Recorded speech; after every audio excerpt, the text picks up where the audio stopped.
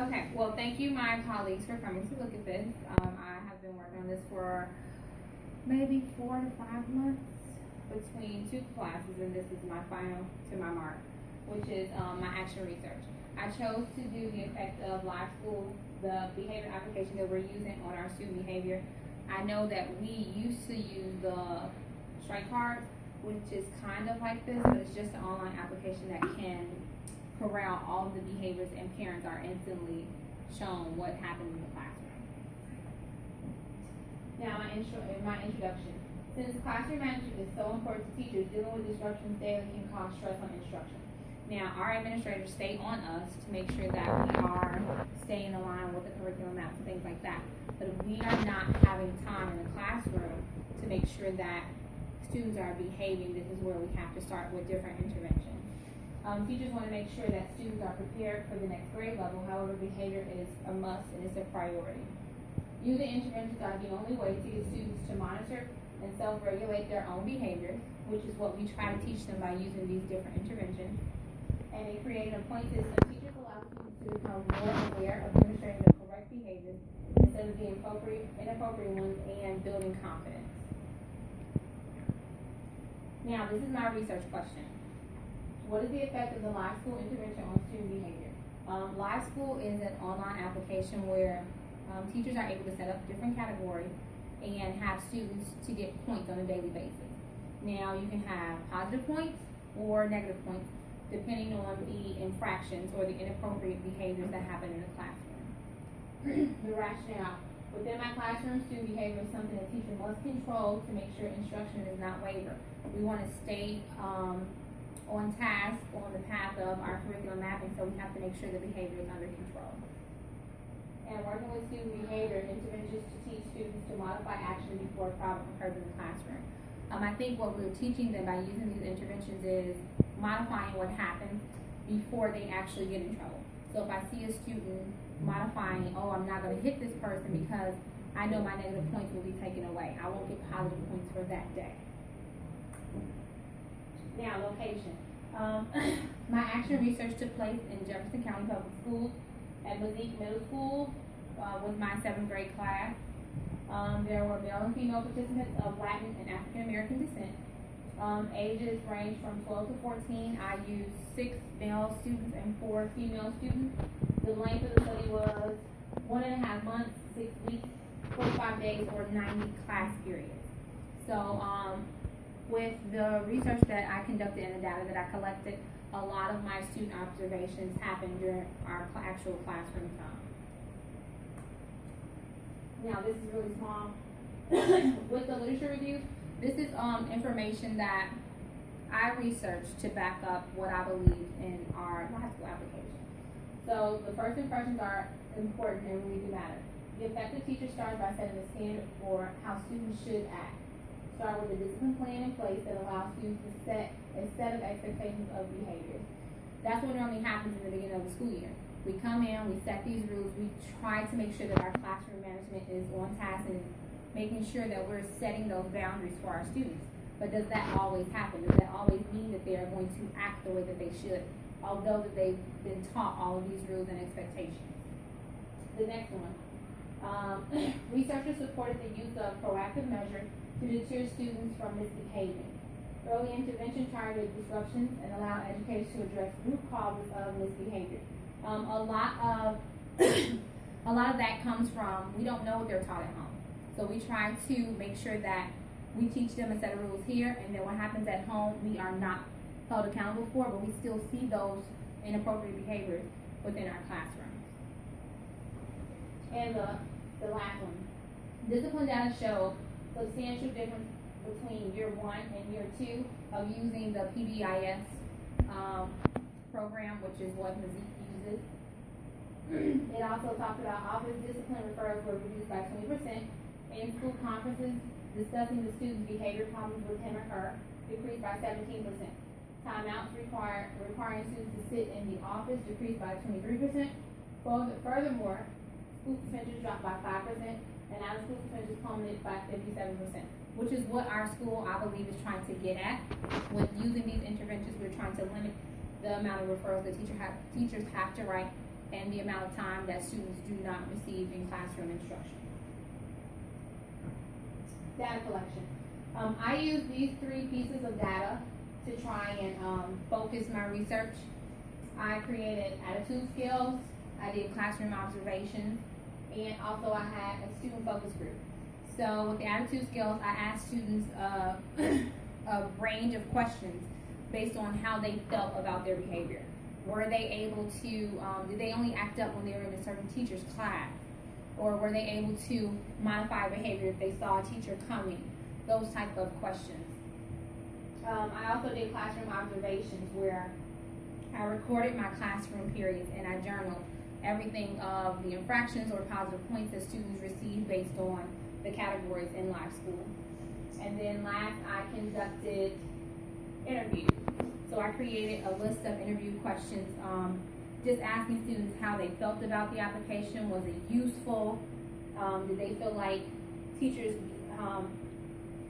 were giving them the opportunity of correcting misbehaviors and things like that? And then the last thing is the student participants were of low socioeconomic status. They were chosen based on recommendations from previous staff members, however, also selected because of behaviors exhibited in the first days of school. 3 female, well, the numbers switched because I used more of the students, so it's 4 females, 6 males, and they were, again, of a Latin and African American descent. I can skip that one. No ethical challenges were observed at this time. These are my results. The good thing I thought about using live school was that whenever a student, whether they got positive points or negative points, I could see that right in front of me on my screen. Students were able to come up to make sure, look at their points where they were, because they were all trying to make sure that they were able to get the rewards. With you setting up live school, it's best that students know the rewards that they are able to obtain, because I want more points, more positive points if I'm able to get them. What happens with the study is the first 5 weeks, I just watched their behavior. I didn't really correct too much because I wanted to use the intervention. And then at week 5, this is where I saw the points being gained and points being lost. And then on my behavior chart, I looked at each student and where they fluctuated on days. As far as day 1, they got this many points taken away.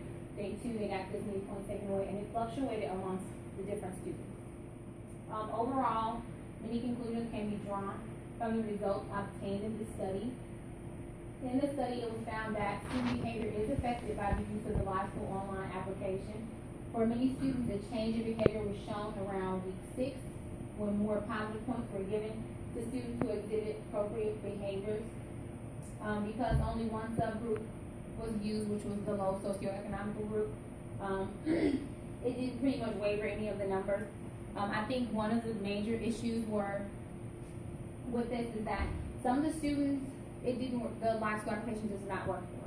I had 2 students actually who, one had to be removed from the environment, and then another one with the absences and limitations of the study numbers. I couldn't get a lot of numbers on that student, so that limited some of the data and the results.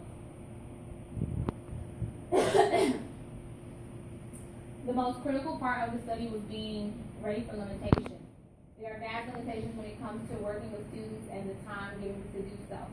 Again, because you're only given 5 weeks to do the study, if a student is absent majority of that time, your data is kind of skewed. The greatest limitation of the study is having student participation. There were several times where student attendance was a great issue because most days observations had to be placed on hold so that a vast majority of the students were present. Another major issue is that based on the ethnic background of students, it was perceived that they would not do well from previous teachers. And I think because I did talk to previous teachers and ask them about the students who were their heavy hitters or who misbehaved the most, they gave me a list of names. I'm glad that I didn't just take those names and run with it. I wanted to sit and observe the student behavior, and that's why I took that first couple of days, first week, to do so, because you would have those biases and you would have your data will look skewed because you would kind of look for things because of what someone else said. This can place an added bias or stigma on the researcher if they are not careful. It is best to get to know student behavior up front. Looking closely at all student populations, ethnic backgrounds of those who exhibit inappropriate behaviors will give a better generalization of how effective the application really is. Limiting the number of students does not give an accurate depiction. I think one of the major limitations is only working with those 10 students. I could only focus on those 10. If I were to do all 32 of my kids out of all of my classrooms, I think I would have a greater or more vast variety of if the application really works and if what we're doing is really effective. Action. When students are behaving based on a school-wide intervention program, teachers and administration are able to reduce referrals and suspensions. That's a good thing. If we start with these small interventions and we continue to, and they're continuously effective, then we limit the amount of time students are not receiving instruction. Actions can be taken through the use of improving classroom management and the use of implementing a PBIS program at your school, which we follow here at MAZI, Positive Behavior Intervention Support. And the last thing, how can I share this? I would love to share the results with other teachers in our district, seeing that similar schools are having problems across our district with behavior. We see it a lot in the news and we hear it a lot in our newsletters, so I would love to take this to different schools in our district. Also to present this at a conference so that teachers don't feel alone with their classroom management isn't necessarily working. These are things that I'm using in my classroom, so if another teacher can use it, I would love to be a part of that. And then lastly, to present it to parents. The greatest benefit of live school is that parents are able to assess it immediately, and they are able to use incentives at home if behavior is a constant problem. With it being linked to parents, they're able to see it on their cell phones and their computers. They can use those rewards at home, the same ones that we're using in the classroom, and if we work together, we can reduce the amount of referrals, reduce the amount of infractions that we're having in the classroom, and we have that bonus of parental support in the classroom and the teacher and the parent are on the same page. Yep, that's it.